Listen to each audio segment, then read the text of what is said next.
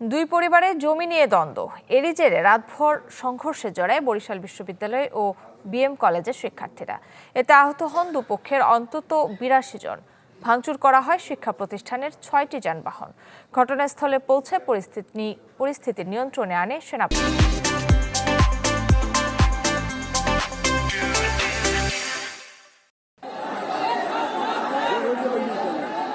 বরিশাল বিশ্ববিদ্যালয় ও বিএম কলেজের শিক্ষার্থীদের মধ্যে রাতভর চলে এমন সংঘর্ষ ও ধাওয়া পাল্টা ধাওয়া।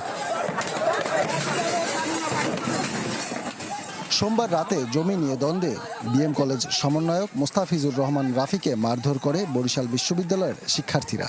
এর জেরে মঙ্গলবার রাতে বটতলা এলাকায় বিশ্ববিদ্যালয়ের 2 শিক্ষার্থীকে পেটায় বিএম কলেজের ছাত্ররা। এই খবর ছড়িয়ে পড়লে এক পর্যায়ে সংঘর্ষে জড়ায় দুপক্ষ। আহত হন অন্তত ৮২ জন। ভাঙচুর করা হয় 6টি বাস। পরে সেনাবাহিনীর সদস্যরা ঘটনাস্থলে পৌঁছে পরিস্থিতি নিয়ন্ত্রণে আনে। বিএম কলেজের শিক্ষার্থীরা সবাই দেশীয় অস্ত্র নিয়ে আমাদের যে বিশ্ববিদ্যালয়ের যে বাস ছিল, আমরা ওইখানে প্রায় 90 থেকে 100 জন শিক্ষার্থী বাসের মধ্যে ছিলাম। ওরা তখনই আমাদের উপরে অ্যাটাক করছে। আমরা স্টুডেন্ট, আমাদের হাতে কেন অস্ত্র যাবে, কেন রান্দা যাবে, আজ আমার ভাইয়ের আর কি রক্ত ঝরবে। আমরা চাচ্ছি এর সুষ্ঠু তদন্ত ও সুষ্ঠু বিচার হোক।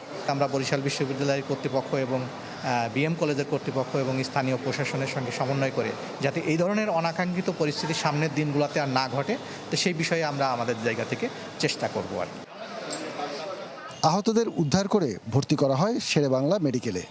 3-4 জনের আছে একটু মাথায় আঘাত মনে হচ্ছিল। সিটি স্ক্যান করা হয়েছে, সিটি স্ক্যান ভালো আছে। তো রোগীকে তো আসলে অবজার্ভ করতে হয়, আস্তে আস্তে রোগীর অবজারভেশনের পরে বিভিন্ন ফাইন্ডিংস বের হয়। পুলিশের দাবি, ঘটনায় জড়িতদের বিরুদ্ধে দ্রুতই ব্যবস্থা নেওয়া হবে।